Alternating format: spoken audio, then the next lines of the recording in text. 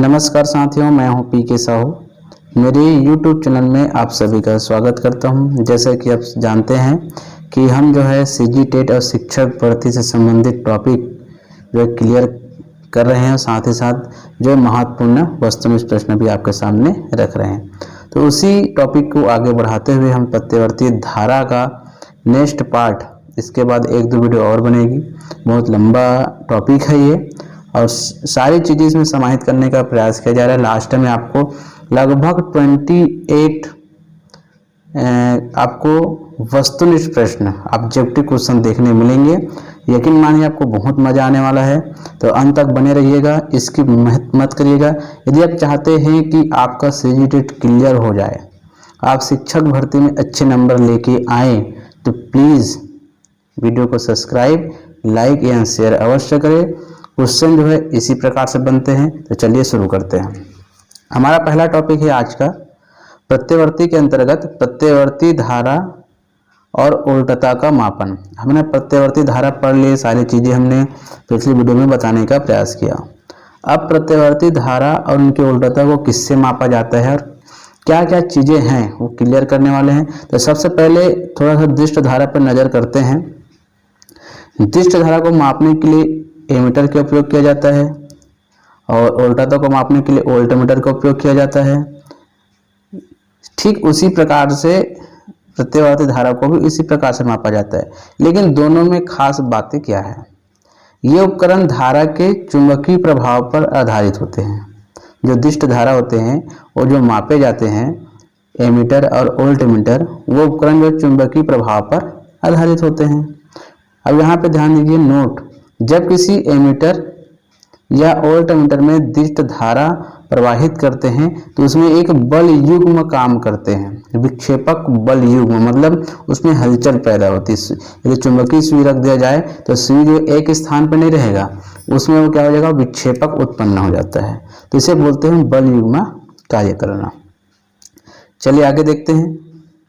आगे आप देखिए यहाँ पे, अब यदि एमीटर एवं वोल्टमीटर में दृष्ट धारा के स्थान पर हम प्रत्यवर्ती धारा प्रवाहित करें तो प्रत्यवर्ती धारा के एक चक्र में, प्रत्यवर्ती धारा के एक चक्र में, क्योंकि ये इस प्रकार से बहती है ना, तो ये विक्षेपक बल युग्म का औसत मान, मतलब यहाँ पे बल युग्म जो है शून्य हो जाएगा और कुंडली में कोई भी विक्षेपक नहीं होगी और संकेतक जो है शून्य की स्थिति में ही रहेगी।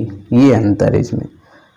अब ये प्रत्यवर्ती धारा और उल्टता के मापने के लिए क्रमशः तप्त तार एमीटर और तप्त तार वोल्टमीटर का प्रयोग करते हैं। और जो उपकरण है ये ऊष्मीय प्रभाव, देखिए ये उपकरण ऊष्मीय प्रभाव पर आधारित होते हैं और दृष्ट धारा चुंबकीय प्रभाव पर निर्भर करते हैं।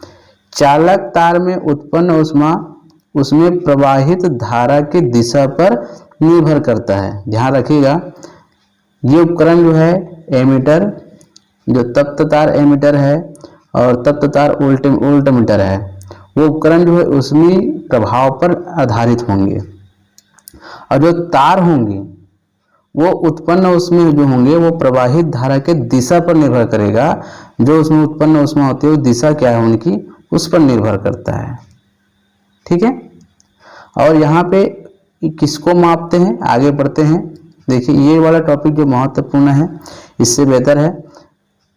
प्रत्यवर्ती धारा परिपथ में प्रयुक्त होने वाले एमीटर, ध्यान रखिएगा, प्रत्यवर्ती धारा परिपथ में प्रयुक्त होने वाले एमीटर और वोल्टमीटर सदैव क्रमशः धारा और उल्टता के वर्ग माध्य मूल मान को प्रदर्शित करते हैं। मतलब किसको मापते हैं, वो प्रत्यवर्ती धारा के वर्ग माध्य मूल को वो मापने का काम करता है, उसके मान को प्रदर्शित करने का काम करता है। ये आपको ध्यान रखना होगा क्योंकि इससे संबंधित प्रश्न पूछे जाते हैं। आपको लास्ट में समझ में आएगा कि सारी चीजें मैं क्लियर क्यों कर रहा हूँ। ठीक है, आगे चलिए। यहाँ पे देखिए, समान उल्टता की प्रत्यवर्ती धारा, समान उल्टता की प्रत्यवर्ती धारा और दृष्ट धारा दोनों समान उल्टता की रहें तो उसकी तुलना में दिष्ट धारा की तुलना में जो प्रत्यवर्ती धारा है वो अधिक खतरनाक होती है। इसको मैंने सबसे पहले वीडियो में भी बता दिया था। चलिए, इसे जो खतरनाक होती है वो किस प्रकार से होती है, इसको हम एक व्यंजक के माध्यम से समझते हैं। आपको पता होगा कि घरों में दी जाने वाली प्रत्यवर्ती धारा, घरों में दी जाने वाली धारा क्या होती है? प्रत्यवर्ती धारा होती है, ना कि दिष्ट धारा होती है। ध्यान रखिएगा, इसकी उल्टता 220 होती है। प्रश्न दो प्रकार के बनते हैं यहाँ पे। घरों में दी जाने वाली धारा होती है और इसकी उल्टता होती है, मतलब यहाँ पे इसको सस्पेंस कर दिया जाएगा और इसको 230, 220, 240 इस प्रकार से उल्टा के नाम से दिया जाएगा। तो यहाँ पे आपको ध्यान रखना है कि घरों में दी जाने वाली धारा कौन सी है, वो प्रत्यवर्ती धारा होती है और इसकी उल्टता क्या होती है? घरों में दी जाने वाली जो धारा होती है इसकी उल्टा कितनी होती है? तो 220 होती है। ठीक है, अब उल्टा हमको पता है। अब इसका आपको शिखर मान निकालने के लिए बोल दिया जाए तो शिखर मान का आपको पता होगा, मैंने निकाला था I = I0/√2 इस प्रकार से निकाला था। उसी प्रकार से वोल्टेज का भी होता है, सेम टू सेम यहाँ पे। ठीक है, तो वोल्टेज का निकालेंगे तो वो भी होगा। तो जब भी आपको बोले शिखर मान निकालने के लिए तो उसको मान रख के आप निकाल सकते हो। तो यदि किसी धारा का उल्टा जो है, उल्टता जो है 220 है, तो उसकी शिखर मान कितना होगा? 311 होगा। ऐसे क्यों होगा? √2 में आप 220 का क्या करते हैं? मल्टीप्लाई कर दीजिए, जहाँ पे √2 का क्या होता है? 1.414 होता है, आपको पता होगा। इससे हम मल्टीप्लाई करेंगे 311 इसका आंसर होगा। तो यहाँ पे लिखा है 220 वोल्ट के प्रत्यवर्ती धारा उल्टा का शिखर मान 311 वोल्ट होता है, अर्थात वो 220 वोल्ट के प्रत्यवर्ती उल्टता का मान 300 वोल्ट से -311 वोल्ट से -311 वोल्ट तक परिवर्तित होगा। मतलब इस प्रकार से घूमेगा तो 311 से -311 तक की वो परिवर्तित होगा। इसको विशेष ध्यान रखना है आपको। आगे चलते हैं। यदि यही बात जो है दिष्ट धारा के लिए यदि बोला जाए तो दिष्ट धारा, वहाँ पे देखो प्रत्यवर्ती धारा के लिए उल्टता 220 था तो शिखर मान 311 हो गया। लेकिन यही बात दिष्ट धारा के लिए बोला जाए, उसकी उल्टता 220 है तो उसका शिखर मान भी कितना रहेगा? 220 ही रहेगी। ठीक है, ये बात आपको ध्यान रखना है। उसके बाद आगे चलते हैं। किसी प्रत्यवर्ती धारा परिपथ में प्रत्यवर्ती उल्टता और प्रत्यवर्ती धारा की आवृत्तियां क्या होती है? समान होती है। यहाँ भी प्रश्न पूछा जा सकता है कि किसी प्रत्यवर्ती धारा परिपथ में प्रत्यवर्ती उल्टता और प्रत्यवर्ती धारा की आवृत्तियां होती है तो क्या होती है? समान होती है। किंतु जो कला होती है वो समान हो ये आवश्यक नहीं है। कलाएं भिन्न भिन्न हो सकती है। जैसा आप 12th में पढ़े होंगे, जो फेजर आरेख, आपको ध्यान आ रहा होगा कि फेजर आरेख आपने पढ़े थे। तो फेजर आरेख हम किसे कहते हैं? उस आरेख को कहते हैं जो प्रत्यवर्ती धारा और उसकी आवृत्ति की उल्टता को कलांतर सहित घूर्णी सदिशों धारा के और उल्ट के रूप में निरूपित करता है। इस प्रकार से आपको पता होगा कि है ना, इस प्रकार से एक फेजर आरेख बनाया जाता है जिसमें धारा भी विद्यमान रहता है और उल्टा विद्यमान रहते हैं। उस आरेख को हम क्या कहेंगे? फेजर आरेख कहेंगे। आपको इसमें ध्यान रखना है कि फेजर आरेख में क्या क्या दिया जाता है? प्रत्यवर्ती धारा और उसकी आवृत्ति की कालांतर को। चलिए आगे पढ़ते हैं। अब यहाँ पे इसी फेजर आरेख के अनुसार जो है, जो प्रत्यवर्ती धारा परिपथ बनाया जाता है जिसमें प्रतिरोध, केवल प्रतिरोध हो, किसी में प्रेरक हो, किसी में संधारित्र हो, कभी LCR आपको पता होगा, ये एक क्या बनाया जाता है? परिपथ बनाया जाता है। तो विभिन्न प्रकार के परिपथ के बारे में देखेंगे जहाँ प्रत्यवर्ती धारा बहती है। तो सबसे पहले यहाँ पे देखिए, सबसे पहले आपके पास है जिसमें विशुद्ध प्रतिरोध, केवल प्रतिरोध हो, क्या हो? प्रतिरोधक हो। तो ऐसे में इनमें क्या कंडीशन बनती है, क्या क्या लागू होता है? तो प्रत्यवर्ती उल्टता और प्रत्यवर्ती धारा दोनों समान कला में होंगे। जैसे हमने फेजर आरेख में देखे कि धारा और उसकी आवृत्ति दोनों के बारे में देखा जाता है। तो प्रतिवर्ती धारा और उल्टता दोनों क्या होंगे, समान कला में होंगी। उस स्थिति में इसके जो समीकरण बनते हैं वो v equal to v zero sine omega t, और इसके वर्ग माध्यमूल देखें तो वी जीरो अपॉन वर्गमूल अंडर रूट 2, और इसकी आवृत्ति देखते हैं तो omega equal to 2 pi gamma. ये वाला जो है आपको बहुत बार बार जो है आंकिक प्रश्न पूछते हैं, इससे संबंधित सभी से संबंधित मतलब जो है आंकिक प्रश्न पूछते हैं। तो ये दो फार्मूला जो है ये आपको याद रखना होगा। ये वर्ग माध्यमूल का है उल्टता के लिए, उल्टता के लिए फार्मूला है। अब ये जो है आवृत्ति है। ठीक उसी प्रकार प्रतिवर्ती धारा के साथ प्रतिरोधक का व्यवहार वैसा ही है जैसा कि दिष्ट धारा के साथ होता है। तो प्रतिरोधक में ऊर्जा क्षय होती है, आप सबको पता है। तो इसकी फार्मूला नॉर्मल है, इसको देखने की उतना आवश्यकता नहीं है। आगे देखते हैं। सबसे पहले हमने देखा था प्रतिरोधक के लिए। अब यहाँ पे देखिए क्या है, केवल संधारित्र। संधारित्र मतलब किससे प्रदर्शित करते हैं, उसको C से प्रदर्शित करते हैं, है ना। तो इसमें जो कंडीशन बनती है जब फेजर आरेख खींचा जाता है तो इसमें जो फार्मूला होते हैं वो क्या क्या होते हैं, देखो I equal to I zero sine omega t plus 5/2 omega t है ये, उसके बाद प्लस है 5/2। 5/2 कालांतर को प्रदर्शित करता है। 5/2 मतलब 90 अंश, है ना। तो 5/2 रेडियम कलाओं में अंतर या उसके अग्रगामी है। मतलब देखा जाए तो ये I0, यहाँ पे I0 ये शिखर मान होता है, आपको पता है I0 मतलब क्या होता है, शिखर मान होता है। तो शिखर मान WC ओमेगा C और V0 होगा। ये फार्मूला याद रखिएगा। इसके लिए विशुद्ध संधारित्र के लिए जो फार्मूला आपको याद रखना होंगे। और यहाँ पे π/2 क्या होता है, यहाँ पे देखा है जो I जो होता है, धारा जो होता है उल्टता V से π/2 रेडियन से अग्रगामी होता है। मतलब यहाँ पे धारा जो है अग्रगामी होगा उल्टता से, है ना। ये इतना फार्मूला आपको याद रखना होगा। आगे चलिए देखते हैं। अब इसका प्रतिघात यदि पूछ दिया जाए आपको कि प्रतिवर्ती परिपथ में संधारित्र का संधारित्रीय प्रतिघात क्या होता है, तो आपको ये फार्मूला बताना होगा। XC/1/ओमेगा C ये संधारित्रीय प्रतिघात होती है। और उसके बाद यहाँ पे देखिए संधारित्र प्रतिघात equal to 1/2 pi gamma C। ये संधारित्र प्रतिघात आवृत्ति और धारिता दोनों के अनुक्रमानुपाती होता है। ये फार्मूला से आप जो है इसके क्या निकाल सकते हैं, आवृत्ति निकाल सकते हैं। ठीक, आगे देखते हैं। अब आता है प्रेरक के लिए। केवल और केवल क्या हो, प्रेरक मतलब L। ठीक है, यहाँ भी फार्मूला है पहला नंबर का। धारा के लिए देखेंगे तो I0 sine omega t minus π/2। Minus π/2 मतलब होता है धारा जो है उल्टता से 90 अंश क्या होंगे, पीछे होंगे, पश्चगामी होंगे। इसके शिखर मान क्या होंगे, I0 V0 बटे ओमेगा L। कालांतर कितना का है, π/2 का, 90 अंश का। धारा जो है वो उल्टता से कला में π/2 रेडियन से पश्चगामी होगा। मतलब इसमें धारा जो है उल्टा से क्या होगा, 90 अंश का पश्चगामी होगा, π/2 रेडियन का। और इसके प्रतिघात कितनी होती है, XL equal to W omega L। ये प्रतिघात बिल्कुल आप याद रखिएगा। उसमें भी मैंने इस प्रतिघात बताया था, इसमें भी मैं प्रतिघात बता रहा हूँ। ये फार्मूला आपको याद रखनी है।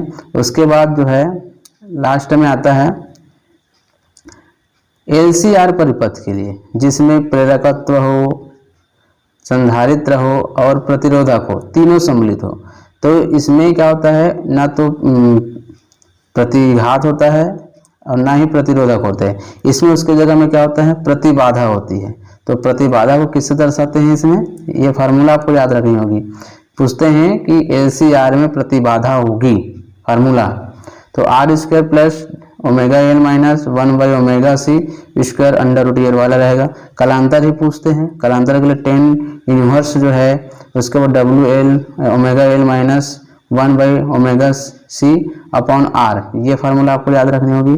धारा के लिए आपको याद रखना पड़ेगा। यहाँ पे उस धारा के लिए दो है। एक तो ये वाला है, इससे मिलकर ये बना हुआ है, तो आपको ये वाला ज़्यादा इंपॉर्टेंट है, ये वाला ज़्यादा याद रखिएगा। विशेष परिस्थिति में देखें तो इसके लिए जो फार्मूला होता है ओमेगा L और यदि बड़ा है 1/ω_c से तो tan फाई क्या होगा, धनात्मक होगा। और इसमें उल्टता और धारा मतलब उल्ट जो हो गए वो धारा से अग्रगामी होगा, इसमें पश्चगामी होगा। और इसमें क्या होंगे, उल्टता और धारा दोनों क्या होंगे, बराबर होंगे। ये फार्मूला आपको याद रखनी है, ये वाला फार्मूला। अनुनाद की स्थिति में, अनुनाद की स्थिति में WL equal to omega L equal to ω_c, या इसी को इस प्रकार से देखें स्क्वायर करके, तो लास्ट में ओमेगा जो होती है ना, कोणीय वेग जो है यहाँ पे 1/√LC निकलता है। ठीक है, ये वाला फार्मूला अनुनाद की स्थिति में प्रतिवर्ती धारा के लिए ये आपको याद रखना होगा। ये तीनों फार्मूला 1, 2 और ये 3 फार्मूला पूछते हैं अनुनाद की स्थिति में प्रतिवर्ती धारा का कोणीय वेग, या फार्मूला सीधा डायरेक्ट पूछ देते हैं। ठीक है, यहाँ पे दिया हुआ है, यहाँ पे देख सकते हो, या tan फाई यदि दोनों बराबर है तो tan फाई 0 होगा, मतलब समान कला में होंगे। अनुनाद की स्थिति में आवृत्ति LCR की अनुनादी आवृत्ति, LCR की अनुनादी आवृत्ति का फार्मूला क्या है, गामा इक्वल टू 1/2π, याद रखिएगा, गामा इक्वल टू 1/2π, यहाँ पे क्या है gamma C, sorry √LC, under क्या है LC है वो, 2π√LC। आगे देखते हैं LCR परिपथ के लिए अनुनादी परिपथ में क्या क्या चीजें आपको ध्यान रखना है। श्रेणी LCR परिपथ जो है, जब उसमें प्रतिवर्ती स्रोत की विशिष्ट आवृत्ति के लिए परिपथ में बहने वाले धारा का मान अधिकतम होता है। ध्यान रखिएगा, श्रेणी LCR परिपथ जो प्रतिवर्ती धारा के स्रोत की विशिष्ट आवृत्ति के लिए परिपथ में बहने वाली धारा का मान जब अधिकतम होता है तो इस स्थिति को अनुनाद की स्थिति कहते हैं। आपको पूछ सकता है अनुनाद की स्थिति कब होती है ना। LCR परिपथ को अनुनाद की स्थिति कब कहेंगे, जब उसमें बहने वाली धारा का मान अधिकतम हो, तब उसको अनुनाद की स्थिति कहेंगे। तो इस विशिष्ट आवृत्ति को अनुनाद आवृत्ति भी कहते हैं, और इसके फार्मूला आपको ये याद रखना होगा, WL इक्वल टू 1/ω_c, ये आपको ध्यान रखना है। ये वाला, ये जब होता है ना तो अनुनाद की स्थिति बनती है, ये वाला फार्मूला आपको याद रखना है। इसी में आपको बैंड चौड़ाई पूछ सकते हैं, तो आवृत्तियों के अंतर को बैंड चौड़ाई कहते हैं। बैंड चौड़ाई जितनी कम होती है अनुनाद की तीक्ष्णता उतनी ही अधिक होती है। बैंड चौड़ाई जितनी कम होगी अनुनाद की तीक्ष्णता उतनी ही अधिक होगी। चलिए आगे देखते हैं। यहाँ पे ध्यान देने योग्य बात यह है,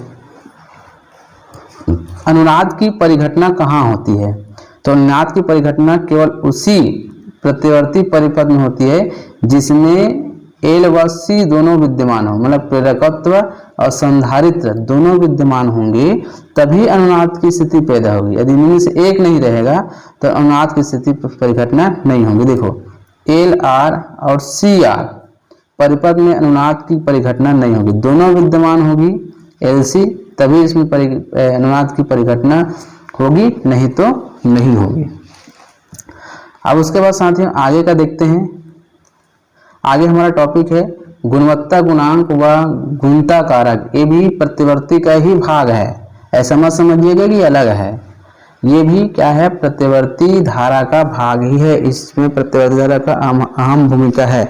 जैसे चलिए देखते हैं, LCR परिपथ की अनुनादी आवृत्ति और बैंड चौड़ाई के अनुपात को उस परिपथ का गुणवत्ता गुणांक या गुणता गुणांक कहते हैं। ध्यान रखिएगा, अनुनादी आवृत्ति और बैंड चौड़ाई के अनुपात को गुणता गुणांक या गुणता कारक कहते हैं, जिसकी फार्मूला आप देख सकते हैं Q इक्वल टू ω0/2πω, ये वाला, सॉरी 2 del ओमेगा है, ये 2 del ओमेगा, 2π नहीं है, 2 del ओमेगा।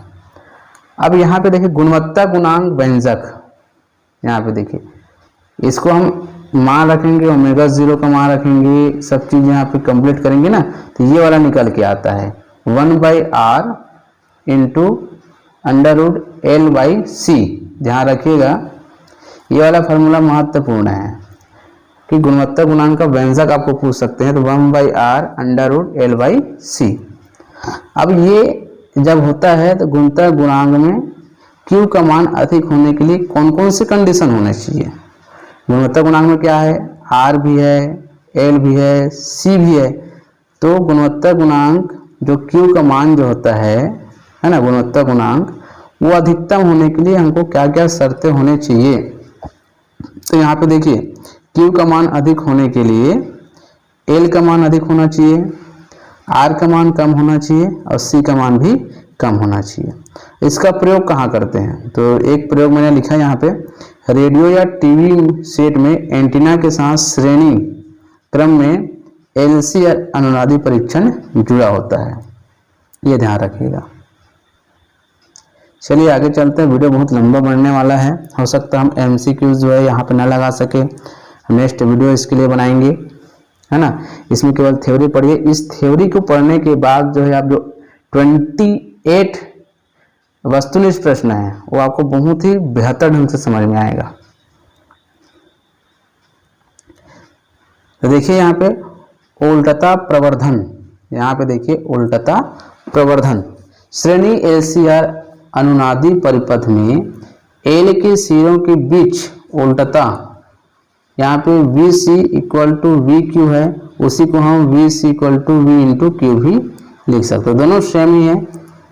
अब आता है सबसे, इसके बाद सबसे प्रतिवर्ती धारा का सबसे बेस्ट भाग, सबसे महत्वपूर्ण शक्ति गुणांक, जिसको ऊर्जा क्षय भी कहा जाता है या शक्ति व्यय भी कहा जाता है। किसी विद्युत परिपथ में ऊर्जा व्यय होने की दर को शक्ति कहते हैं। पावर फैक्टर, क्या कहते हैं, पावर फैक्टर, शक्ति गुणांक।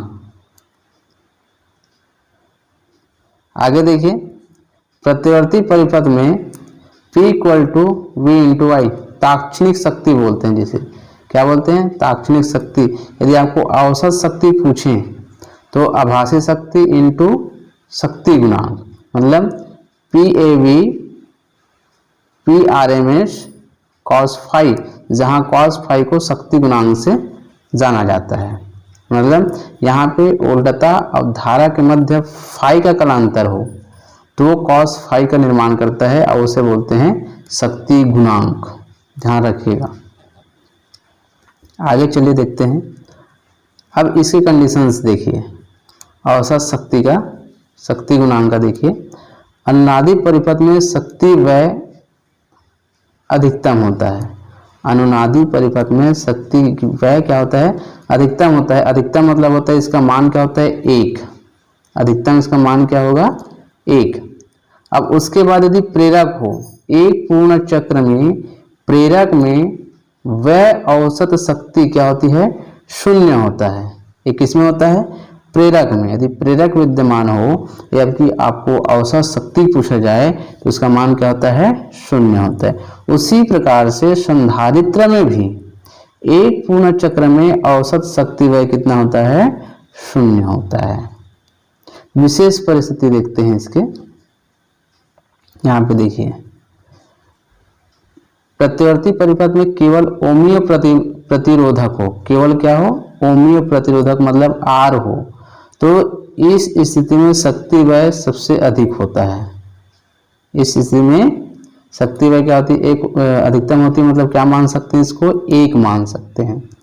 और उसी प्रकार शुद्ध धारी संधारित्र हो, यदि प्रतिवर्ती परिपथ में शुद्ध संधारित्र हो तो इस स्थिति में धारा तो प्रवाहित होगी लेकिन शक्ति क्षय नहीं होता, मतलब शक्ति जो है खपत नहीं होती, व्यय नहीं होती, तो इसे वाटहीन धारा कहते हैं। जिसमें शक्ति क्षय नहीं होती और धारा केवल बहती है तो उसको बोलते हैं वाटहीन धारा। क्या बोलते हैं, वाटहीन धारा, यहाँ पे लिखा हुआ है।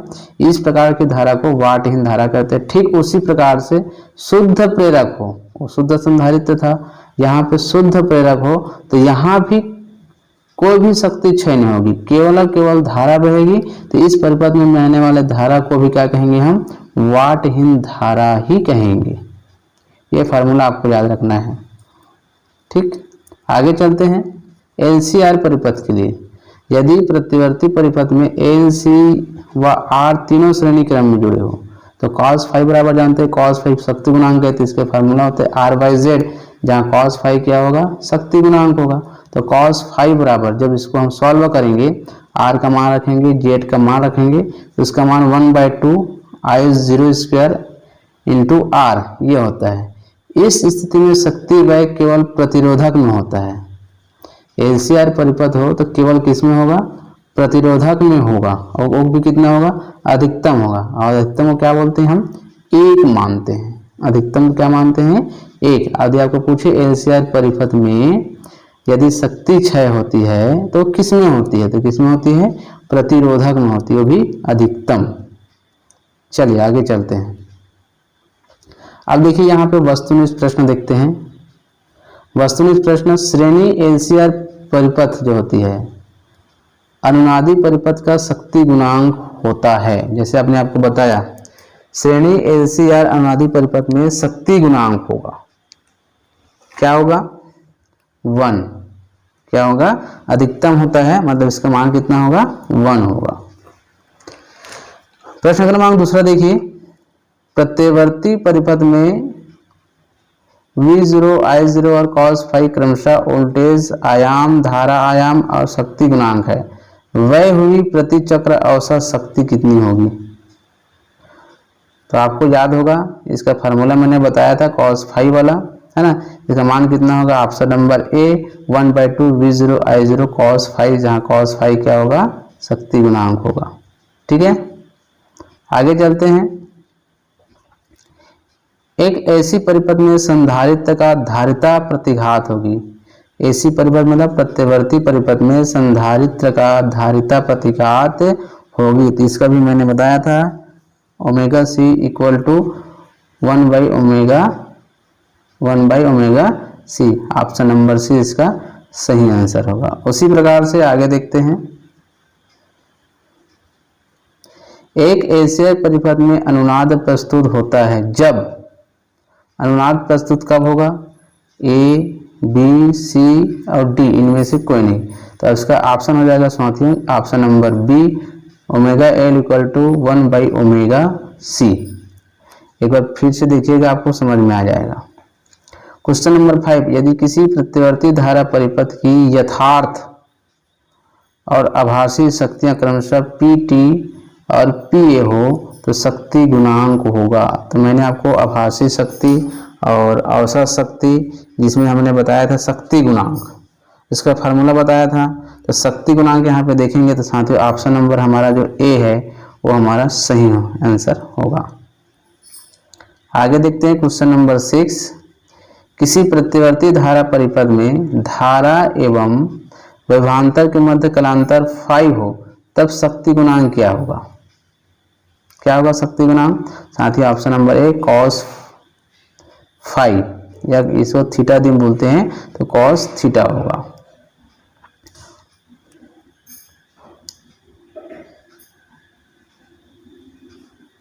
आगे चलते हैं दोस्तों, 7वां नंबर का, AC का समीकरण मतलब प्रतिवर्ती धारा का समीकरण I equal to 50 sin 10t है, तो धारा की आवृत्ति क्या होगी। देखो अब यहाँ पे समीकरण आ गया, अब इससे हमको बनाना है तो आंसर क्या होगा, तो इसका आंसर हो जाएगा साथियों ऑप्शन नंबर बी 50/पाई हर्ट्ज। यदि आपको इसको निकालना है तो इस फार्मूला में मान रख कर निकाल सकते हैं। ओमेगा बराबर हो जाएगा आपका 10, और यहाँ पे आवृत्ति आपको निकालना है ना। तो बाकी जो इस प्रकार से आप रखोगे तो यहाँ पे 50/पाई इसका आंसर आ जाएगा। अगला देखते हैं, LCR परिपथ में धारा के महत्तम मान के लिए होता है। अब यहाँ पे देखिए महत्तम मान के लिए क्या होगा, हम ये वाला A, B, C या D, तो इसका आंसर हो जाएगा option number B omega square equal to 1/LC। LC है। आगे देखते हैं क्वेश्चन नंबर 9, प्रत्यवर्ती धारा का ऊष्मीय प्रभाव प्रमुखतः जो है क्या दर्शाता है, जूल उस्मन को दर्शाता है। ये नया है साथियों, ये इसको मैंने नहीं बताया था। इसका आंसर हो जाएगा जूल उस्मन। उसी प्रकार से नेक्स्ट क्वेश्चन है, संधारित्र का शक्ति गुणांक लगभग, संधारित्र का शक्ति गुणांक लगभग कितना होता है?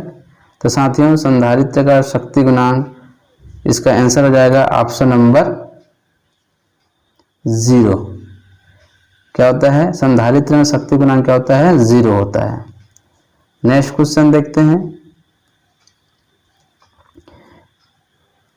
LCR श्रेणी क्रम परिपथ में ओमेगा मतलब कोणीय आवृत्ति का एक प्रत्यावर्ती स्रोत जुड़ा है। धारा का शिखर मान महत्तम होगा यदि, तो साथियों इसका भी आंसर क्या हो जाएगा? आपको बताया था मैं, इसको याद रखने के लिए, तो ओमेगा इक्वल टू 1/√LC ही होगा। ठीक, आगे देखते हैं,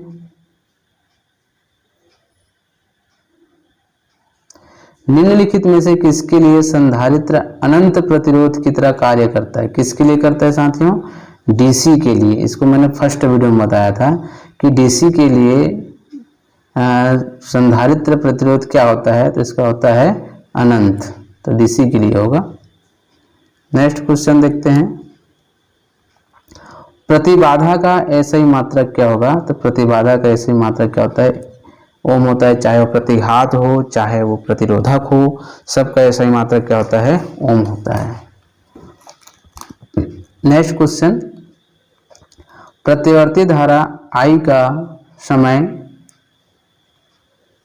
धारा I समय t के साथ ग्राफ का अवलोकन करें, माध्य धारा का मान 0 है। कैसे 0 होगा?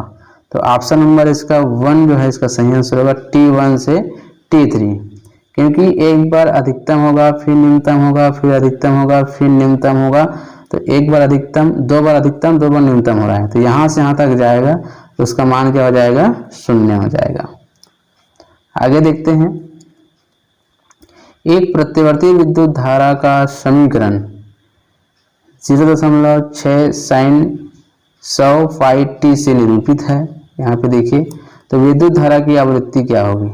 तो ये फार्मूला आप याद रखेंगे, ये फार्मूला में तुलना करेंगे और उसके बाद ये फार्मूला में मान रखेंगे साथ ही, तो आपका आंसर हो जाएगा ऑप्शन नंबर बी, इसका आंसर हो जाएगा। नेक्स्ट क्वेश्चन देखते हैं, श्रेणीबद्ध LCR में परिपथ का शक्ति गुणांक होता है। अब LCR में हमने बताया था Z इक्वल टू क्या? cos phi, phi equal to क्या होता है? R/Z, तो ऑप्शन नंबर सी इसका सही आंसर होगा। उसी प्रकार से एक प्रतिवर्ती धारा की शिखर उल्टता 440 वोल्ट है, इसकी आभासी उल्टता क्या होगा? तो इस फार्मूला में मान रखेंगे साथियों, तो आपका जो आंसर है वो ऑप्शन नंबर सी इसका सही आंसर आपके सामने निकल के आ जाएगा।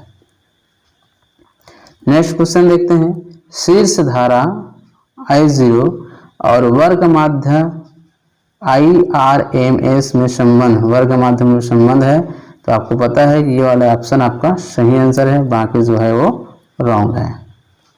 नेक्स्ट क्वेश्चन देखते हैं, किसी LCR परिपथ में ऊर्जा का क्षय होता है। अब आपको बताया था प्रेरक में 0 होता है, संधारित्र में 0 होता है, तो प्रतिरोधक में क्या होता है? इसका मान ऊर्जा का क्षय होता है, केवल प्रतिरोधक में होता है। आप पिछले थ्योरी पढ़ेंगे तो आपको समझ में आ जाएगा। प्रतिवर्ती परिपथ की औसत शक्ति, एक बार फिर से पूछा गया इसी को, एक बार मैंने फिर से बनाया था, ऑप्शन नंबर बी इसका सही आंसर होगा।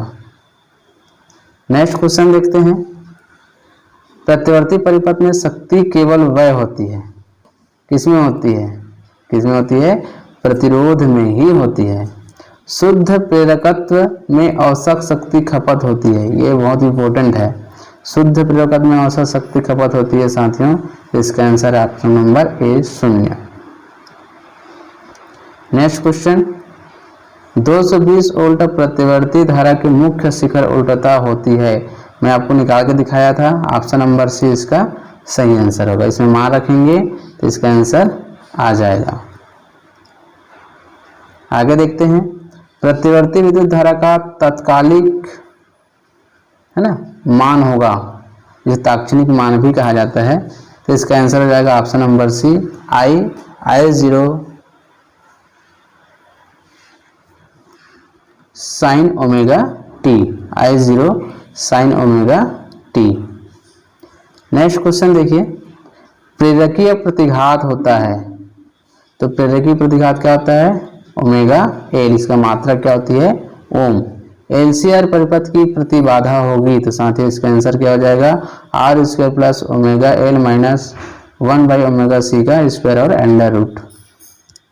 नेक्स्ट क्वेश्चन देखते हैं, एलसीआर परिपथ की विद्युत अनुनाद की आवृत्ति का मान होता है, तो साथियों इसका आंसर हो जाएगा 1/2 pi under root 1 by L C. इसका भी मैंने आपको थ्योरी में बताया था। लास्ट क्वेश्चन है साथियों 28 नंबर का, तप्त तार अमीटर मापता है प्रतिवर्ती धारा का, क्या मापता है? तो इसको भी बताया था मैंने, मूल औसत वर्ग धारा।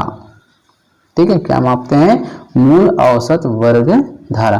तो ये रहा आपका 28 क्वेश्चन और साथ में थ्योरी के थोड़ा सा आप पढ़ेंगे और इसमें ऑब्जेक्टिव क्वेश्चन लगाएंगे तो बिल्कुल आपका बन जाएगा। तो साथियों आज के वीडियो में इतना ही, अच्छा लगे तो लाइक कमेंट शेयर अवश्य करें, और बाकी का वीडियो देखने के लिए डिस्क्रिप्शन बॉक्स में मैंने लिंक दे रखा है, वहाँ पे जाके लिंक को देखें, शेयर करें और दूसरों को भी बताएं। लाइक करना ना भूलें। धन्यवाद।